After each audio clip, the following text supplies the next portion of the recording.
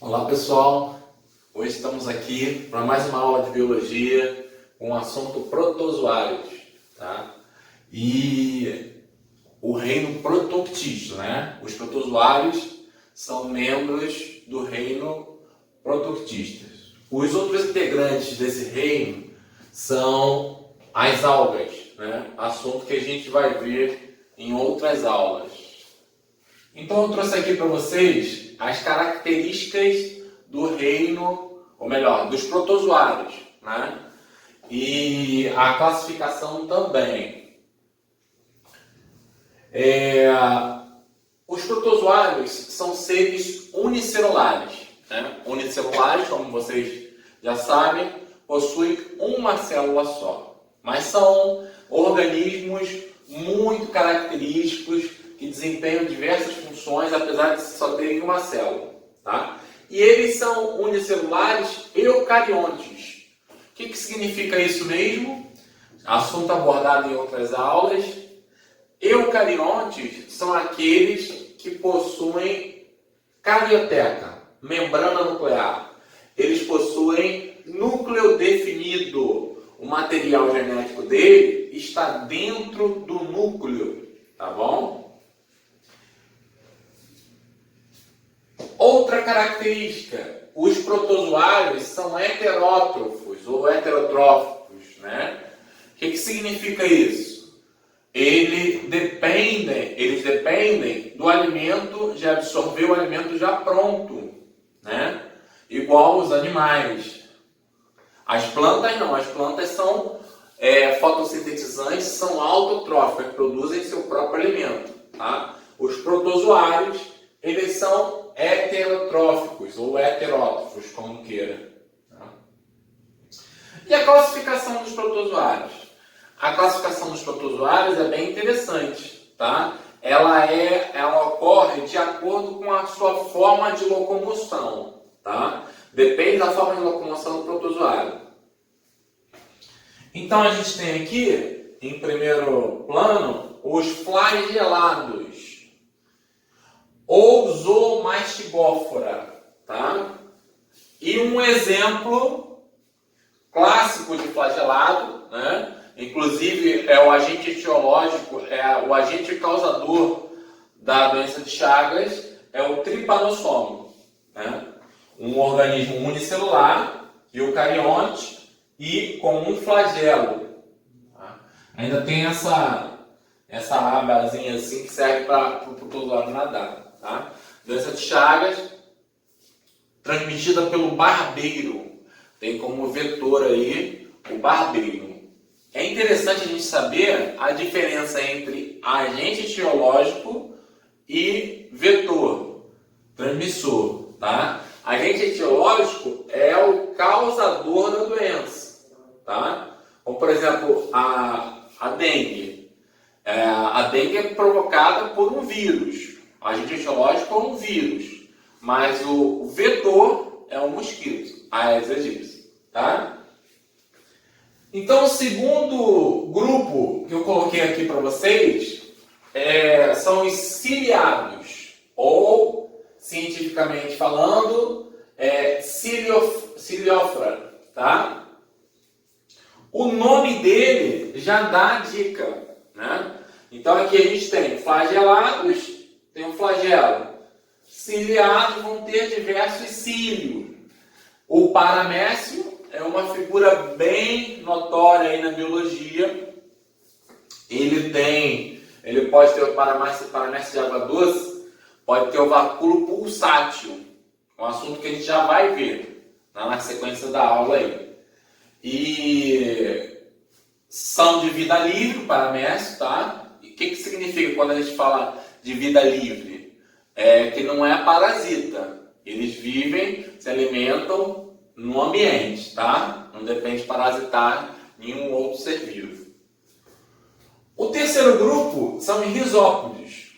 Os risópodes, olha só, hein? Olha como é que a gente está evoluindo. Esse aqui usa flagelo, esse aqui usa cílio, e esse aqui usa o que para se locomover? Usa pseudópodes.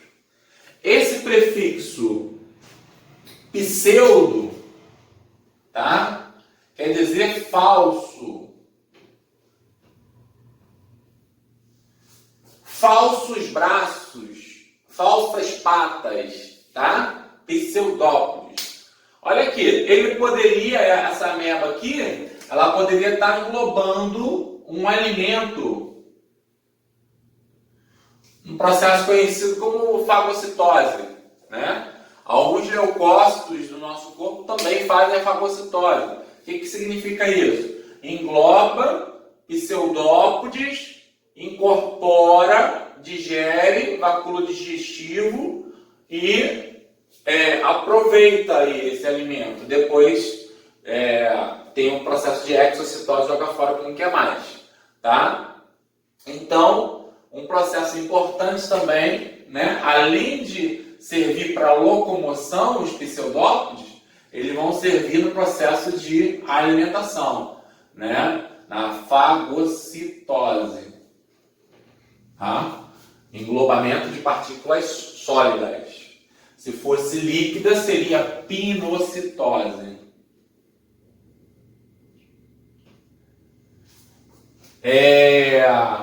E o quarto grupo que a gente tem aqui seria os esporozoários, ou apicomplexo.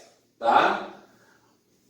Os esporozoários, a gente tem aqui um exemplo, o plasmódio. O plasmódio, sabe o que ele provoca? Uma doença muito importante, tá? É a malária. Malária.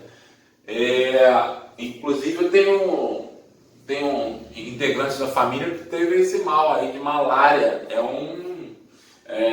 Provoca febre, dependendo do tipo de plasmódio, porque é mais de um plasmódio. Tá? Então pode ser febre de 24 horas, febre de 48 em 48 horas, até de 72, né? Dependendo do plasmódio, dá um tipo de febre diferente. Mas a gente vai falar disso melhor depois, né? E o plasmódio, ele não possui, ó, tá aqui, ó, sem estrutura para locomoção. Tá bom? Então, com flagelos, com cílios, com falsos braços, falsas patas e sem estrutura nenhuma para locomoção. São os quatro grupos. Tá? Zoomastigófora, ciliófora, risópodes, apicomplexo. Tá bom? Pessoal, dando sequência aí à nossa aula de protozoários, dois assuntos importantes aí dentro desse tema. Um é a questão do vacúolo pulsátil. E o outro é a reprodução dos protozoários. Tá? Vamos começar aqui pelo vacúolo pulsátil. Eu coloquei aqui, para vocês entenderem o funcionamento desse órgão, uma revisão de osmose. Tá? Na osmose, a gente tem, nos transportes através da membrana, a gente tem que considerar a concentração dos meios. Né? Você pode ter um meio hipotônico, com baixa concentração, um meio hipertônico, com maior concentração, e um meio isotônico. Tá? Na osmose, como é que acontece isso? Olha só. Você tem um meio hipertônico, muito concentrado, e um meio hipotônico, com baixa concentração. Né? Lá na saladinha de alface, né, que você faz e tempera no almoço. Se você resolver comer essa mesma salada temperada, que foi colocada sal, né, você vai encontrar uma salada murcha, uma alface murcha. Por quê? O sal tem maior concentração no meio externo, ele puxa a água da alface. E a alface não serve mais, tá? Pelo menos eu não gosto. Aqui é a mesma coisa. Você tem um meio bastante concentrado. O que ele faz? Por osmose, ele puxa água. Puxa água do meio hipotônico. E aí ele aumenta um pouco o nível, né? Aqui, ó, nesse meio, a gente pode chamar de B, o meio A puxou água no meio B. Tá? É por isso também que pessoas com pressão alta não podem comer comida salgada, né? O sangue fica hipertônico e puxa a água dos tecidos, aumentando ainda mais a pressão arterial, tá? Então, o vacúolo pulsátil, vamos traçar aí uma analogia, vamos jogar lá para o protozoário. O protozoário de água doce. Esse protozoário de água doce, ele é hipertônico em relação à água que ele está. Tá? Ele é mais concentrado que a água lá do riacho, lá da lagoa. Tá? O que acontece? Ele vai puxar a água para dentro dele. Ele é hipertônico por osmose. Né? Se ele não tivesse o vacúolo pulsátil, ele ia explodir. O que esse vacúolo pulsátil faz? Ele tira esse excesso de água que ele ganhou do meio que ele vive, e joga para o ambiente de novo. Tá? Então ele é uma válvula de escape para tirar esse excesso de água ganho por osmose, tá certo? Então o vacúolo pulsátil é muito importante. É um tema bem cobrado também, tá? Ótimo, vamos para a reprodução. A gente conhece, né, os tipos de reprodução. Reprodução assexuada e reprodução sexuada.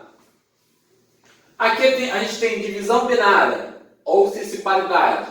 Né? Você tem uma amebazinha aqui, ela vai lá, divide o seu núcleo e gera duas novas amebas. Reprodução assexuada, esses indivíduos são clones, têm o mesmo material genético. Tá? Não há variabilidade genética. Agora, reprodução assexuada em paramécio, um indivíduo unicelular, como é que ele pode formar gametas? Não tem gametas, mas é um tipo de reprodução assexuada. Vou explicar por quê. Esses indivíduos, eles têm o macronúcleo e o micronúcleo, tá? Eles dividem esse micronúcleo, eles se juntam, um no outro, aqui são dois indivíduos, né? Se juntam, criam uma ponte citoplasmática entre os dois, uma ponte, tá? E esses micronúcleos, eles sofrem uma série de divisão, meiose, mitose, tá? E esses micronúcleos são trocados, né?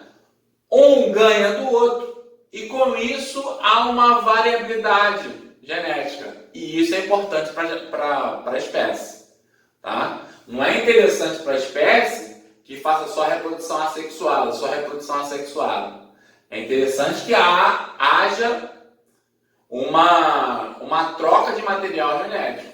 E isso a conjugação faz. Tá? É um tipo de reprodução sexuada mais atípico, né? Que não tem gametas. Mas é considerado. Tá bom? Espero que vocês tenham entendido. Né? Se quiserem tirar um print do quadro, se inscrevam no canal Espaço de Ensino. Que a gente tem algumas aulas lá bem legais. Tá bom? E até a próxima. Tchau!